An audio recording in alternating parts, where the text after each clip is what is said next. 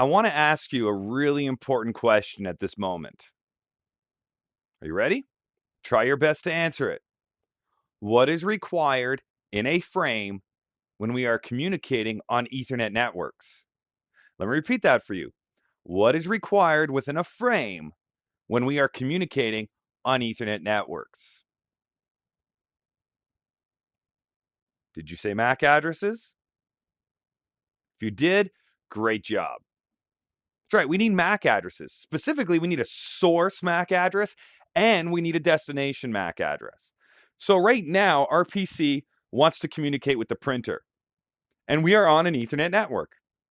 So when the PC sends the frame to the printer, you need a source MAC and a destination MAC. So let's figure out right now what we already know. We know our source IP address of 10.10.1.241. We know the destination address of the printer of 10.10.1.175. So those are the IP addresses that go inside the packet. Source IP, destination IP. And you might be saying, well, how did we get the destination IP address of the printer? Well, one, we might have manually typed it in, or two, our printer has a name. Maybe the printer is called Printer 1, so we call upon it by its name, Printer 1, and DNS, the Name Resolution Service, gave us the IP address. So it was DNS that probably provided us with the address of 10.10.1.175. So I know my source IP, I know my destination IP, I create my packet, now I need to create my frame. So do I know my source MAC address? Of course I do. It's my MAC address right here. So that is going to be the source MAC of the frame. Do we know the destination MAC address? Well, that depends. Have we ever communicated with the printer before? If we have, then yes. If this is our first time today, or maybe it's our first time in 6 hours, well, then we probably don't know the MAC address. So my next question is, how do we get the MAC address? Because we need the destination MAC address, so how do we get it? We're going to have to send out an ARP request. An ARP request. And we can see an example of an ARP request right here.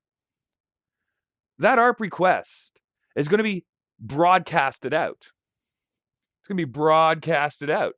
So the broadcast is going to be sourced from a very specific MAC address. And that's going to be my MAC address. It's coming from me, and you can see that right here. But now what about the destination? What is the destination? Well, you can see here it says broadcast. So what is the MAC address of a broadcast frame? What is it? Well, let's go ahead and type it in so we're all aware of what it is. And there you go. It's all Fs. That's what it is. So it's sourced from my personal local MAC address, destined to absolutely everybody, broadcasted. So everybody in the local area network is going to receive it. But only one device cares about it. And which device cares about it? Well, it's based on the information we see right here. The information says, hey, who has the IP address of 10.10.1.175? If you have that IP address, give me your MAC address. And I happen to be 10.10.1.241. All right, so with that said, who cares about it? Well, in this case, it's the printer, because the printer owns 10.10.1.175. All the other devices that receive this broadcast simply look at it and realize it's not for me because I'm not 10.10.1.175, and they throw it in the garbage can. So that's why it's important to make sure that you don't put a ton of devices inside of your local area networks. The recommendation is not to go over 254. That's a good size. As you increase the size, you end up with 500 or 1,000 devices. Imagine the amount of broadcasting that happens in that local area network. That puts a lot of pressure on that local area network. So that's why, just with these simple ARP requests, just one example of broadcast, but there are many different broadcast messages that will be sent out in local area networks that everybody has to process, even though it's only intended for one device, like in this case. So be mindful of keeping your local area networks to a manageable size of no more than about 254 devices. So now what's going to happen? Well, the printer has to respond back. The printer sends back a unicast message. a unicast message. So what's a unicast message? The unicast message is going to be sourced from the very specific MAC address of the printer and destined to the very specific MAC address of the PC. And we can see that right at the bottom. The source is the printer, the destination is the PC. That's a unicast. Explicit source, explicit destination. Where the broadcast is explicit source with the all F's MAC address as the destination. But now look at the info. Look at the info in the ARP response. It says 10.10.1.175 has the MAC address of 00BC22A8E0A0. So now my PC has the information it needs to complete the frame.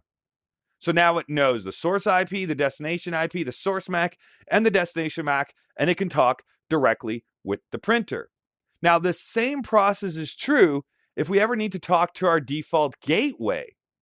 So in this example here, I have a PC that wants to send traffic over to the server way over here. However, we have to go out of our local area network, out of our broadcast domain to get there. So in this case, the source IP is the PC. The destination IP is the server. However, frames only live inside of the local area network. Routers destroy frames as they look at packets. As a result of that, the frame goes from my PC to my router. All right, so with that in mind, I now have to ARP for the MAC address of my router's interface in my local area network. So a PC is going to have an IP address, a subnet mask, and a default gateway. So in this case, the PC says, all right, I have to go to that server, which is outside of my local area network. So based on that, I must communicate with my default gateway. So my default gateway can route my packet to the correct local area network where that server lives. So in this case, I'm going to ARP for the MAC address of my default gateway.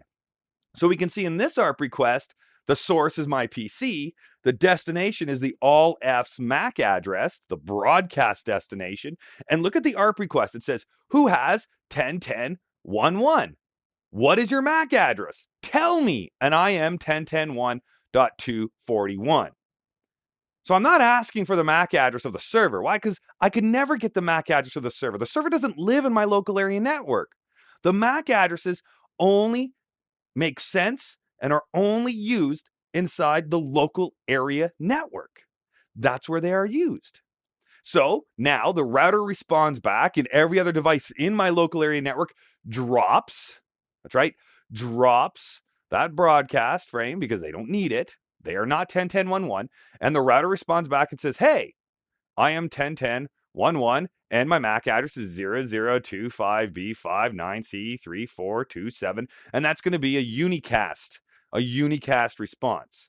Why? Because it knows where the source, it knows where the ARP request came from. It came from me. And so it's going to send it, the response, directly back to me. So no matter what, whether we are communicating locally in our LAN or whether we're communicating remotely, we're only ever going to have to worry about MAC addresses inside the local area network. So if you want to talk directly to a device in your local area network, you get its MAC address and you talk to it. If you want to talk to a device outside of your local area network, you get the MAC address of the router and you talk to the router, and then you let the router do its job and route your packets for you.